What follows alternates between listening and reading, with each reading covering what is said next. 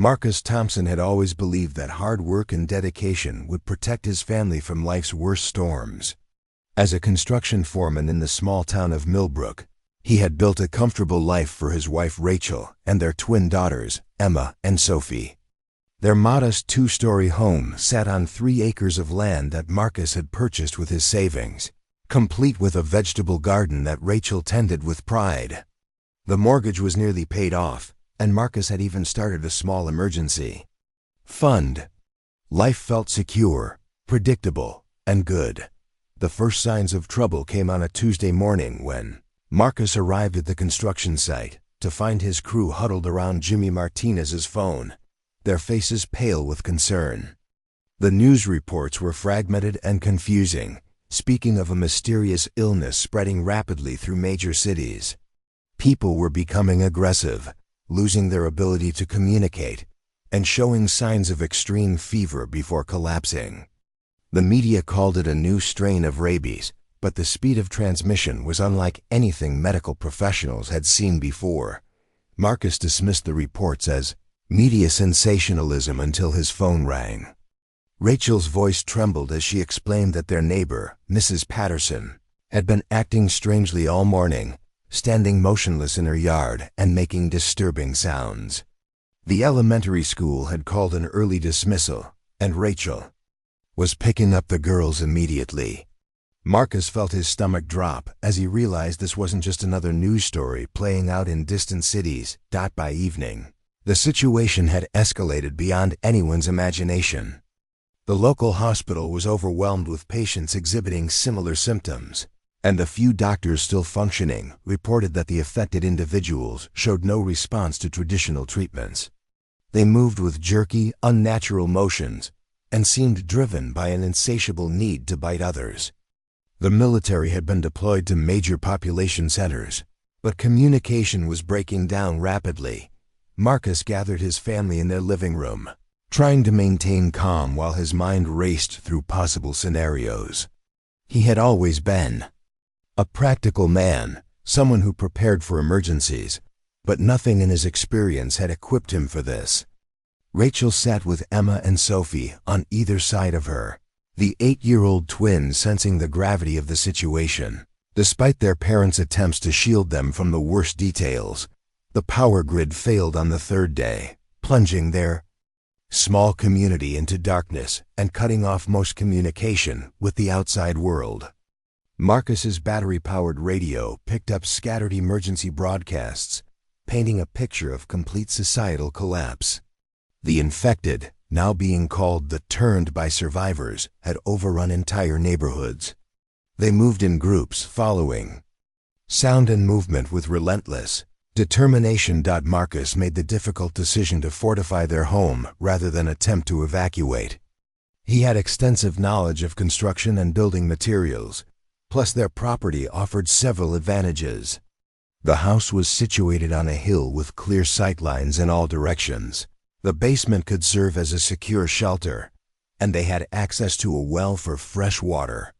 Most importantly, Marcus knew every inch of the surrounding area and felt they had a better chance of survival on familiar ground. Working through the night, Marcus boarded up the lower-level windows and reinforced the doors with steel plates. From his workshop, he moved their food supplies and essential items to the basement, creating a safe room where his family could retreat if necessary. Rachel helped by organizing their medical supplies and creating an inventory of everything they had available. The twins, understanding the seriousness of their situation, helped without complaint. The first group of infected appeared at dawn on the 4th day. Marcus watched from an upstairs window as 3 figures stumbled across their property line, their movements erratic and purposeless until they caught sight of the house. Their behavior changed instantly, becoming focused and predatory as they approached the building. Marcus had never seen anything like it. These had once been people from their community, but now they showed no recognition, no humanity, only and driving need to reach the living. As the infected pressed against their reinforced doors and boarded windows, Marcus realized that everything he had worked for, everything he had built, now served a purpose he never could have imagined. There, home had become their fortress, and his construction skills had become the tools of their survival. The comfortable life they had known was gone forever, replaced by a daily struggle against an enemy that defied all logic and reason. But Marcus Thompson was determined that his family would endure, no matter what horrors awaited them in this new world. The infected continued their assault on the house throughout the morning, their persistence both terrifying and exhausting to witness. Marcus counted at least 12 figures shambling around their property, some moving alone while others seemed to follow the actions of those nearby. He noticed they were attracted to sound and movement, becoming more agitated when anyone moved. Near the windows or when the wooden barriers creaked under pressure, Rachel had taken charge of rationing their food supplies, calculating that they had enough canned goods and dry staples to last approximately 3 weeks if they were careful. The twins helped by sorting items and checking expiration dates, treating the task like a school project to maintain some sense of normalcy. Marcus admired his wife's ability to keep their daughters calm and occupied while he focused on the more immediate threats surrounding them. The water situation was more promising since their well operated independently of the municipal system. Marcus had installed a manual pump years earlier as a backup, never imagining it would become their lifeline. He made several trips to the basement throughout the day, filling every available container with fresh water, while the infected remained focused on the upper levels of the house. By afternoon, Marcus realized they needed a better understanding of the infected's behavior patterns if they were going to survive long term. He began keeping detailed notes about their movements, documenting how they responded to different stimuli and whether they showed any signs of fatigue or the need for rest. His observations revealed that they were most active during daylight hours but never completely inactive. Even at night, the infected showed no interest in food or water, focusing entirely on reaching the living occupants of the house. They demonstrated surprising strength, though their coordination was severely impaired. Marcus watched one figure repeatedly walk into the same fence post, seemingly unable to navigate around the obstacle despite its obvious presence. This gave him hope that their intellectual capabilities were severely compromised, which might provide advantages for survival. As evening approached, Marcus made a difficult decision. They needed supplies from his workshop in the detached garage, particularly tools and materials that could improve their defenses. The trip would require him to leave the safety of the house and navigate through the infected individuals still wandering their property.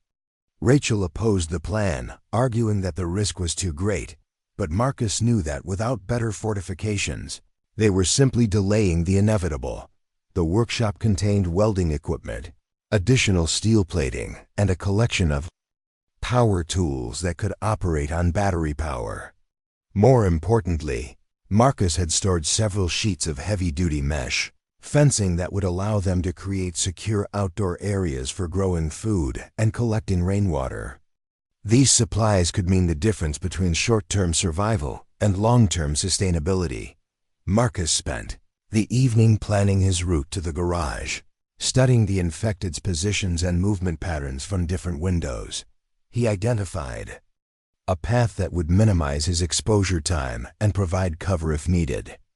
The plan required perfect timing and absolute silence, but he felt confident in his ability to reach the workshop undetected. Rachel prepared a simple dinner using their camp stove, one of the few cooking methods available without electricity. The familiar routine of sharing a meal together helped maintain family bonds despite their extraordinary circumstances. Emma and Sophie asked thoughtful questions about their situation, showing remarkable maturity for their age. Marcus felt proud of how his daughters were handling the crisis, even as his heart ached for the childhood innocence they were losing. As night fell, the infected's activity decreased but never stopped completely. Marcus could hear them moving around the house, occasionally bumping into obstacles or scratching at the barriers he had constructed. The sounds were unsettling, but he forced himself to view them as intelligence gathering opportunities rather than sources of fear.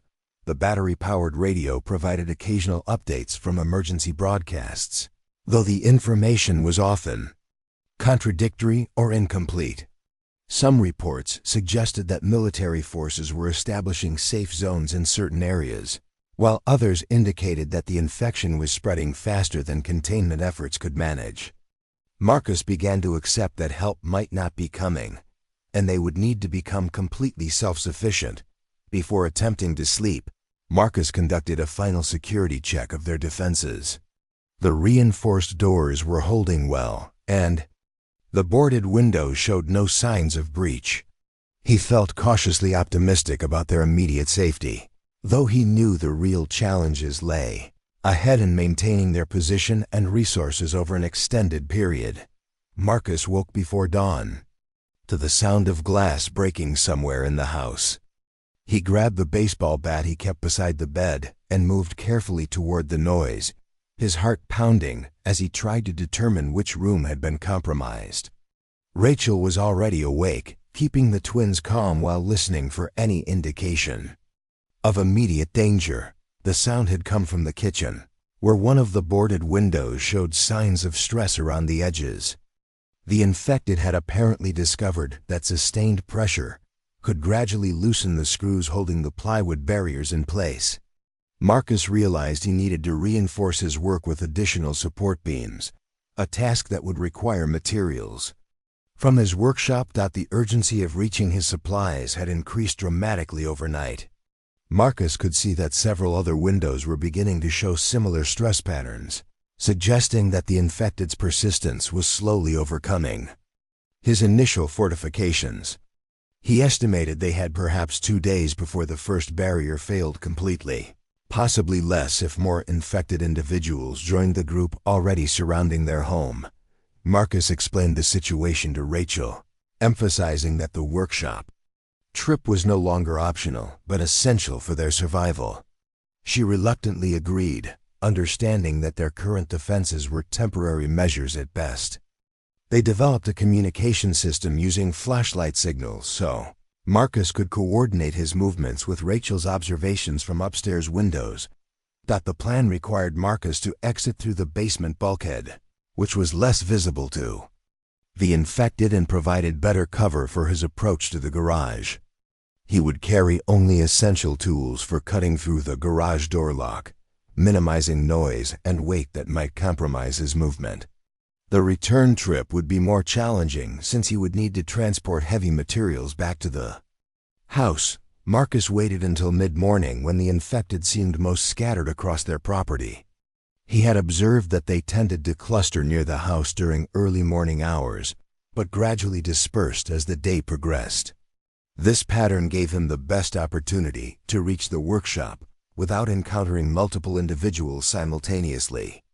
Basement bulkhead opened smoothly despite his concerns about rusted hinges. Marcus emerged into bright sunlight, immediately spotting 2 infected figures near the house's front corner, but none in his immediate vicinity. He moved quickly but quietly toward the garage, using trees and landscaping features to break up his silhouette and mask his movement. Reaching the workshop felt like a major victory.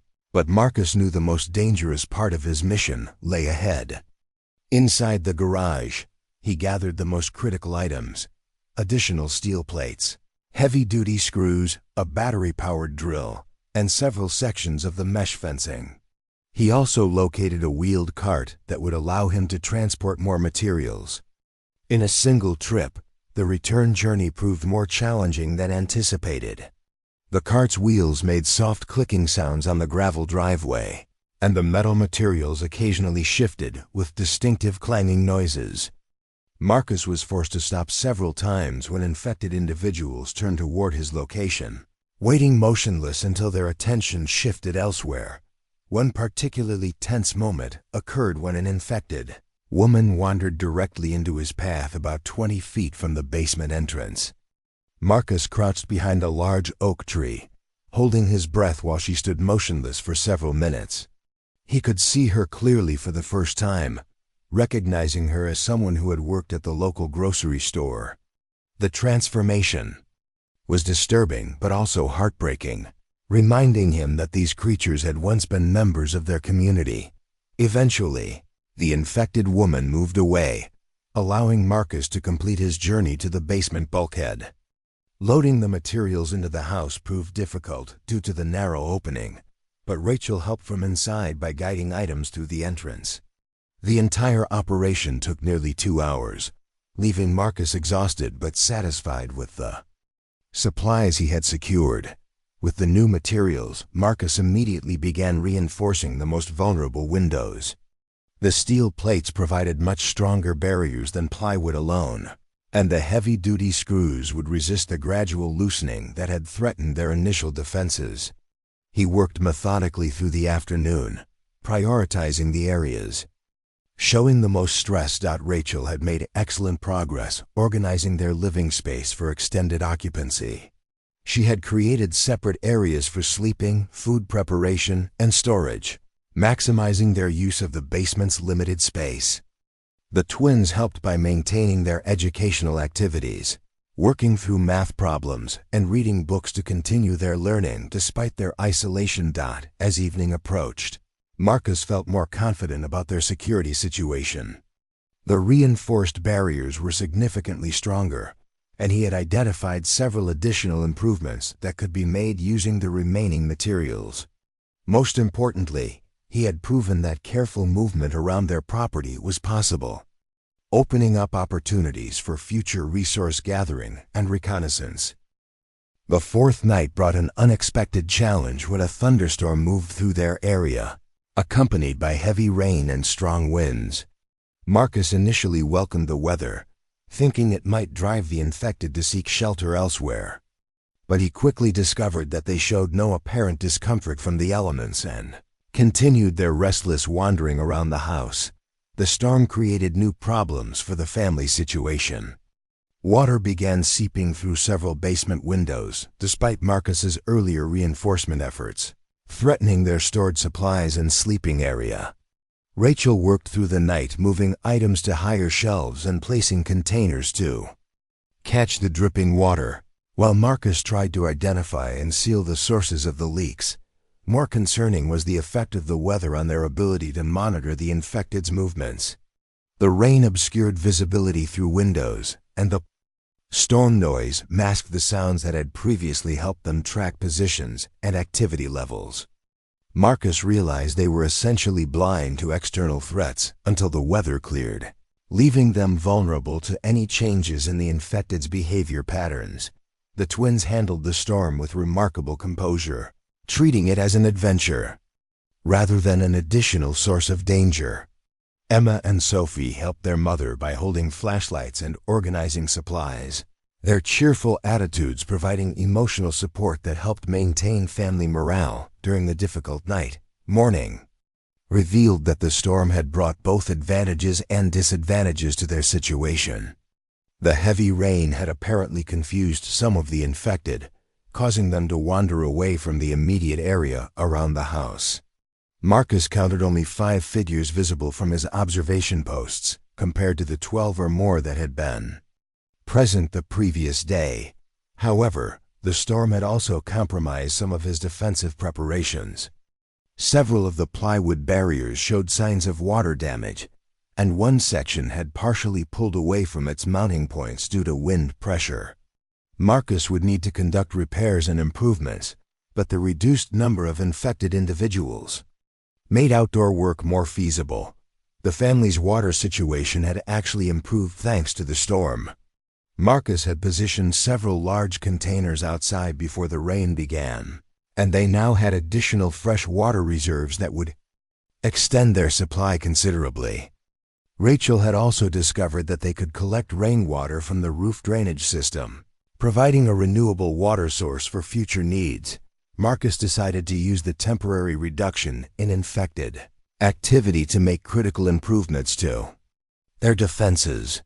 He planned to install the mesh fencing around key areas of their property, creating secure zones where they could eventually grow food and maintain equipment.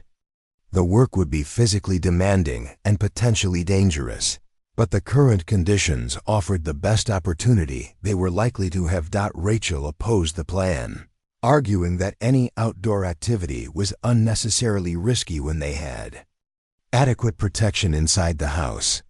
However, Marcus explained that their long-term survival depended on their ability to become self-sufficient, which required secure access to outdoor spaces for food production and resource gathering. The discussion revealed underlying tensions about their survival strategy.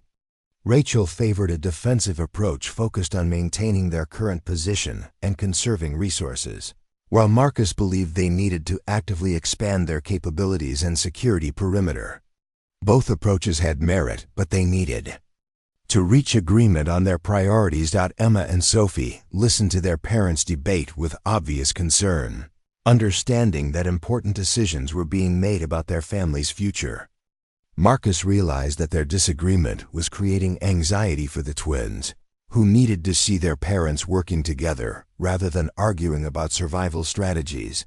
After considerable discussion, Marcus and Rachel reached a compromise.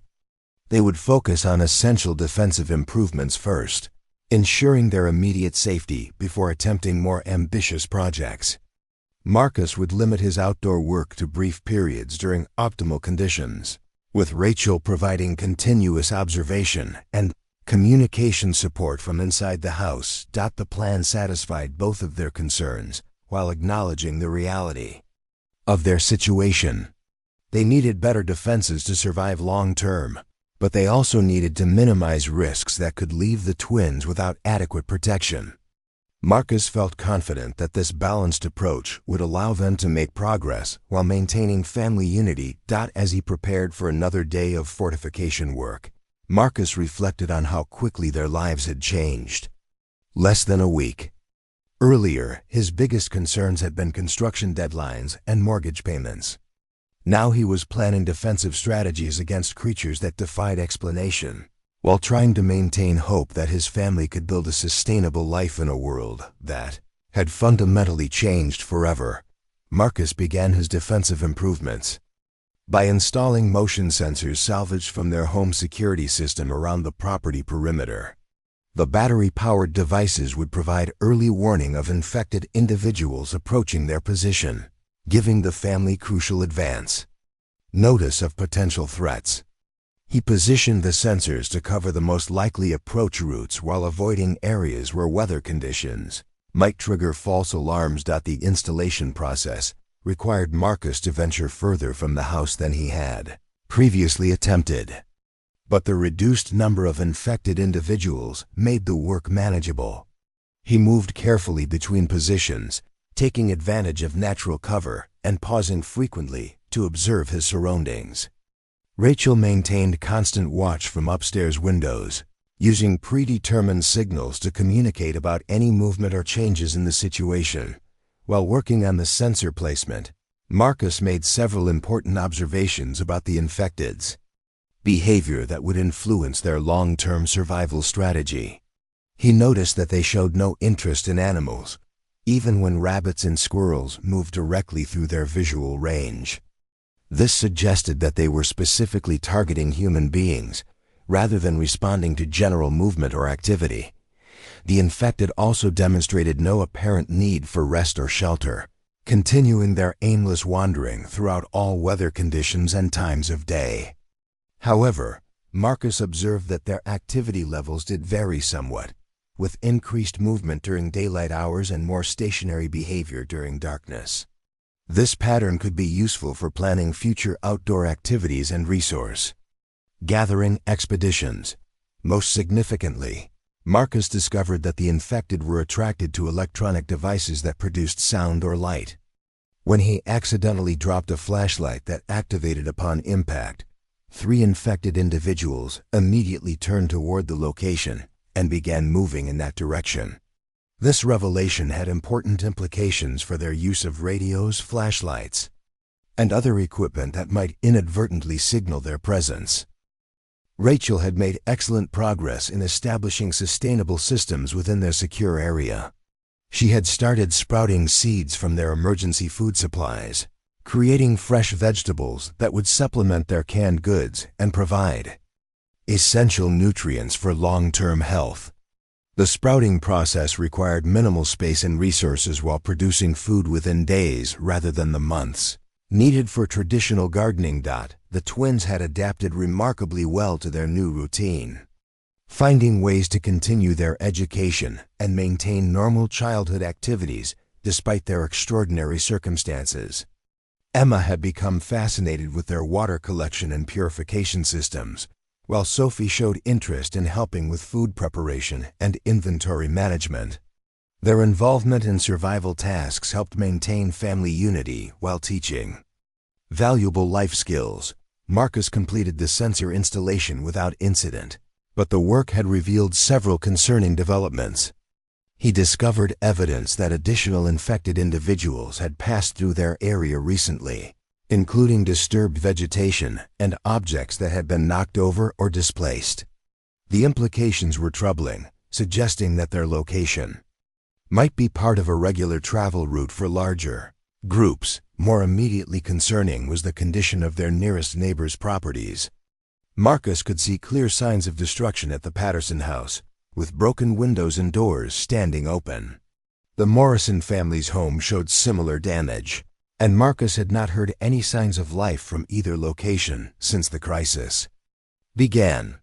The realization that they might be the only survivors in their immediate area was both sobering and isolating.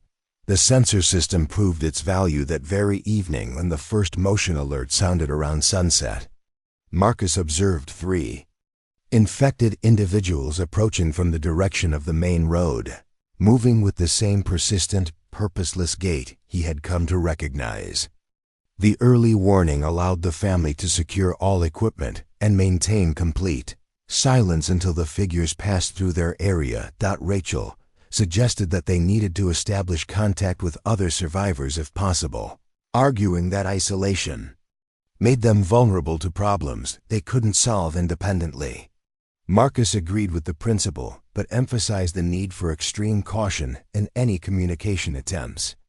Radio transmissions could attract unwanted attention, and revealing their location to unknown parties carried significant risks. They decided to monitor emergency frequencies during specific times each day, listening for legitimate survivor communications, while avoiding any transmissions from their own location. If they identified trustworthy contacts, they could consider establishing limited communication, using predetermined protocols that would protect their security and location. The evening routine had evolved into a family meeting time where they discussed observations, planned upcoming activities, and addressed concerns or problems. These conversations helped maintain morale while ensuring that everyone understood their situation and felt included in important decisions.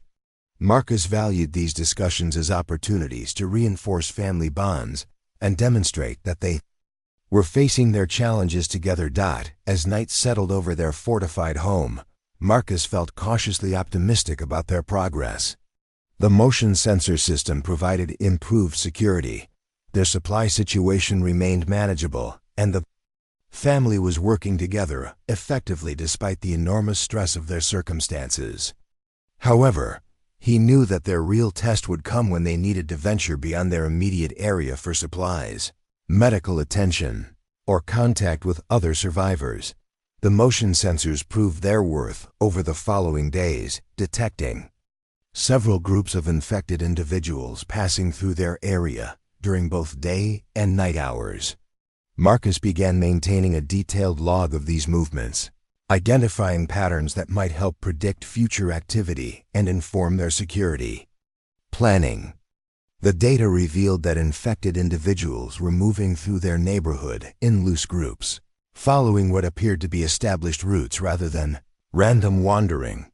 This discovery had significant implications for their long-term strategy. If the infected were following predictable patterns, it might be possible to identify safe times and routes for movement beyond their immediate property.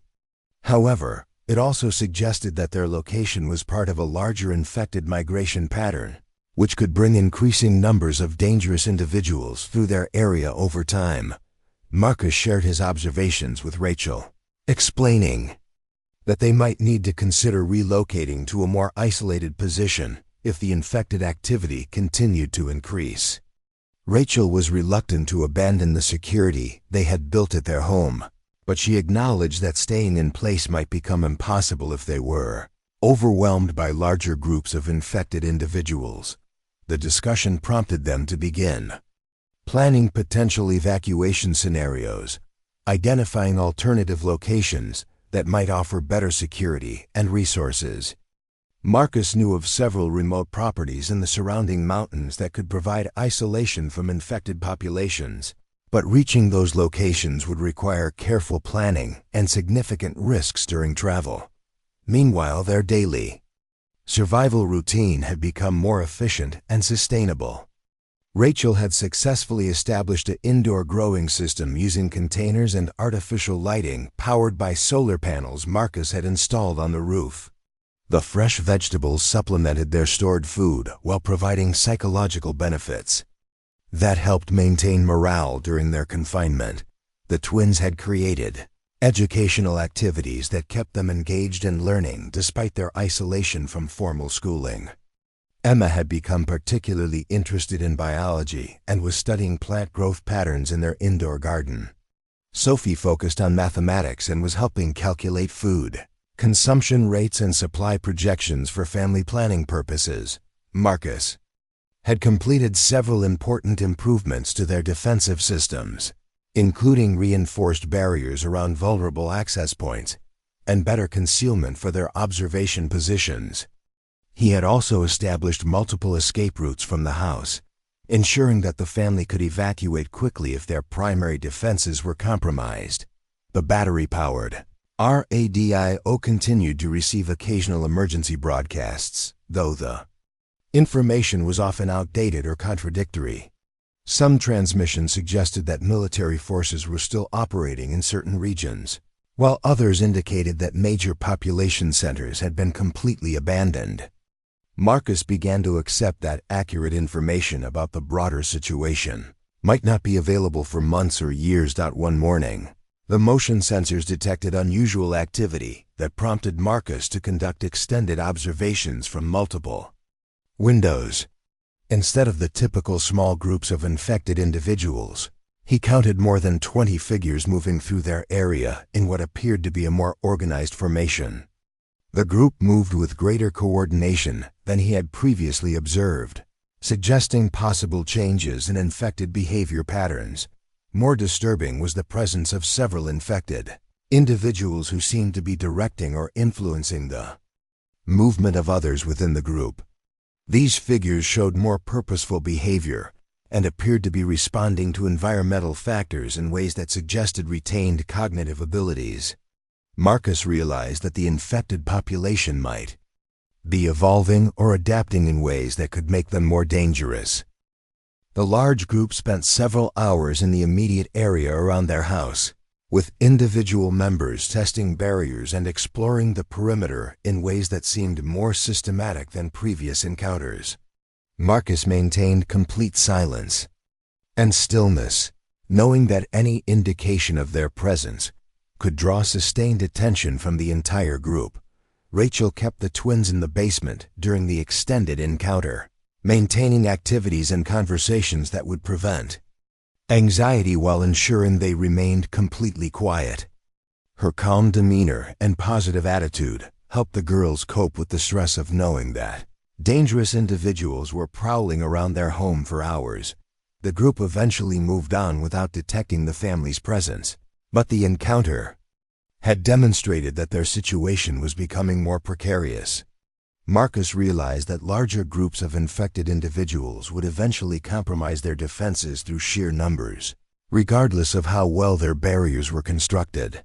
That evening, Marcus and Rachel had a serious discussion about their long-term prospects at their current location. While they had successfully survived for more than a week, the increasing infected activity suggested that remaining in place might not be viable indefinitely. They needed to begin serious planning for potential relocation while they still had the resources and opportunity to move safely. The decision to potentially relocate forced Marcus and Rachel to confront difficult questions about their survival priorities and family safety. Marcus favored moving to a remote mountain cabin he knew from hunting trips, arguing that isolation from infected populations was worth the risks of leaving their fortified position. Rachel worried about abandoning their established resources and defenses for an uncertain situation in unfamiliar territory. Their debate continued over several days while they monitored infected activity and evaluated their current security situation. The motion sensors continued detecting regular groups moving through their area, with some individuals showing increasing interest in their property. Marcus documented several instances where infected figures spent extended time examining their barriers and testing access points with apparent purpose and intelligence. More concerning was evidence that some infected individuals were returning to locations they had previously visited, suggesting memory retention and learning capabilities that contradicted initial assumptions about their cognitive abilities. Marcus observed one figure returning to the same section of fence 3 times over 2 days, each time spending longer periods examining the barrier construction and testing different approaches. The implications were troubling for their long-term security. If infected individuals could learn from experience and retain information about potential targets, their defenses might be compromised through sustained observation and experimentation. Marcus began implementing changes to their routine and security measures, varying patrol times and observation positions to prevent predictable patterns. Rachel had made contact with another survivor group through careful monitoring of emergency radio frequencies. The contact was brief and cryptic, but it confirmed that other families had successfully established secure positions in rural areas, outside major population centers. The communication provided hope that survival was possible, but it also revealed that resources in safe locations were becoming increasingly scarce. The radio contact had provided coordinates for a potential meeting location where survivor groups could exchange information and resources. Marcus was intrigued by the opportunity, but concerned about the risks of traveling to an unknown location where hostile individuals might be waiting. Rachel supported the idea of establishing contact with other survivors, arguing that isolation made them vulnerable to problems they couldn't solve independently. They decided to attempt the meeting, but with extensive precautions and careful planning. Marcus would travel alone to minimize risk to the family while maintaining the option to retreat quickly if the situation appeared dangerous.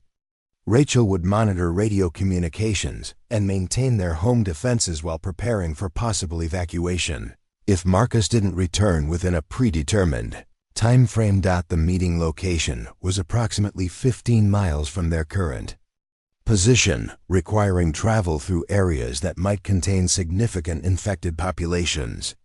Marcus planned a route that avoided major roads and population centers, while providing multiple options for concealment and retreat. The journey would take most of a day, requiring him to camp overnight before returning home. Preparation for the trip required careful consideration of equipment and supplies that might be needed for survival, defense, and communication. Marcus selected lightweight but essential items, including food, water, medical supplies, weapons, and radio equipment. He also prepared detailed maps and contingency plans for various scenarios that might develop during his absence. The twins understood that their father was undertaking a dangerous mission to help ensure their family's long-term survival. Emma and Sophie helped with preparations while asking thoughtful questions about the plan and potential outcomes. Their maturity and courage in facing uncertainty made Marcus proud while reinforcing his determination to secure a better future for his daughters. Rachel had established protocols for maintaining security and communication during Marcus's absence.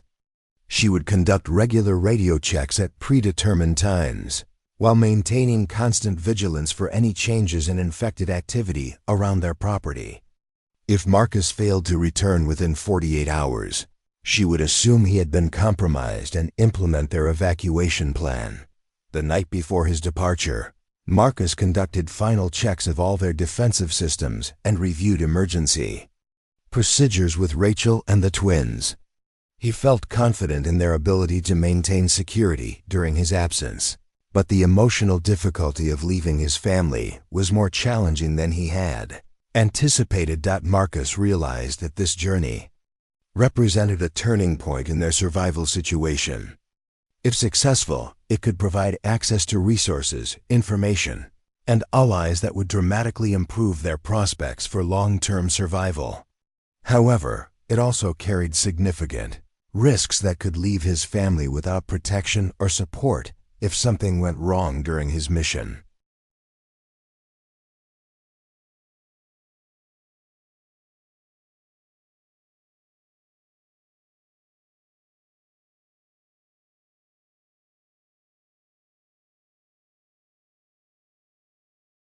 As dawn approached, Marcus prepared to leave the security of their fortified home for the first time since the crisis began. The journey ahead was uncertain and dangerous, but it represented their best opportunity to move beyond mere survival toward building a sustainable future in their changed world. Marcus left before sunrise, using the pre-dawn darkness to conceal his departure from any infected individuals who might be watching their property.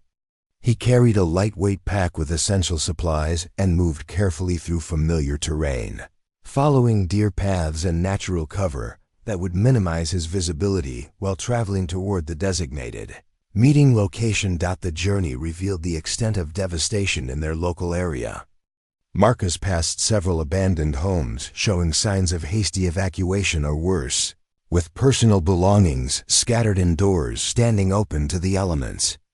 Vehicles sat motionless on roads, some with obvious damage suggesting desperate attempts to escape during the initial outbreak. Most disturbing were the clear signs of infected activity throughout the region. Marcus discovered well-worn paths through wooded areas where groups had repeatedly passed, creating trails that connected populated areas in a network of dangerous travel routes.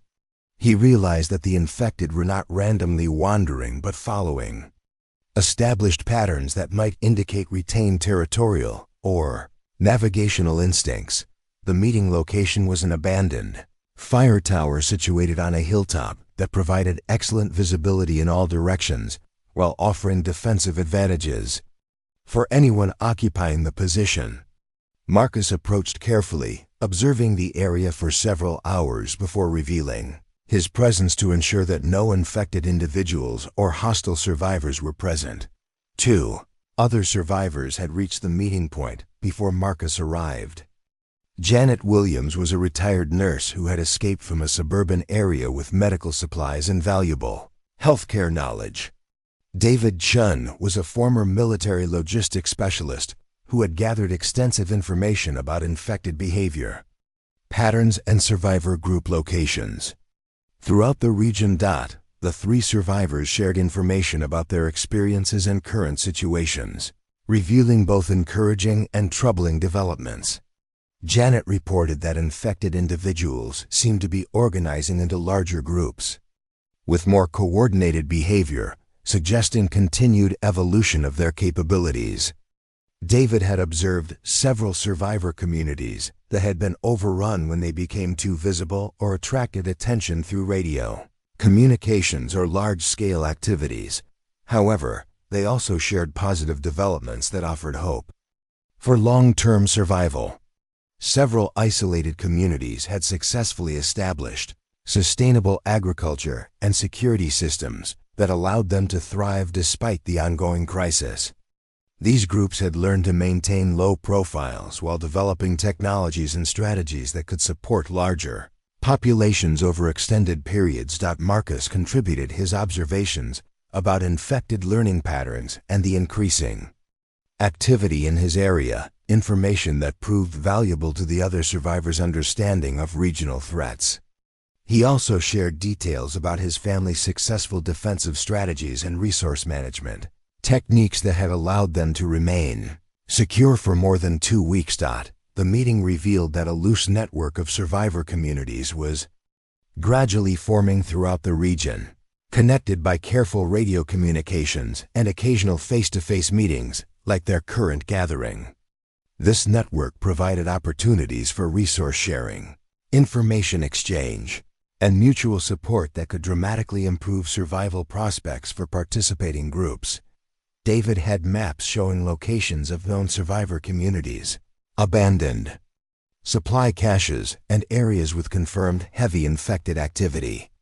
This information would allow Marcus to make informed decisions about potential relocation sites and travel routes if his family needed to abandon their current position. Janet offered to provide medical training and supplies in exchange for construction materials and labor that could improve her community's defenses. Her knowledge of field medicine and emergency healthcare would be invaluable if anyone in Marcus's family became injured or ill during their survival situation. The survivors agreed to maintain regular radio contact using coded communications that would provide ongoing information exchange while minimizing the risk of attracting unwanted attention. They established schedules and protocols that would allow them to coordinate activities and provide mutual assistance during emergencies. After spending the entire day in discussion and planning, Marcus prepared for his return journey with detailed maps, supply locations, and contact information that would significantly improve his family's survival prospects. The meeting had exceeded his expectations, providing both immediate resources and long-term opportunities for building a sustainable future. The return trip would be more dangerous since infected activity typically increased during evening hours. But Marcus felt confident in his ability to reach home safely using the routes and techniques he had employed during his outbound journey. He carried valuable intelligence that would help his family make informed decisions about their future while opening possibilities for cooperation and support from other survivor groups. As he prepared to leave the meeting location, Marcus reflected on how the encounter had transformed his understanding of their situation.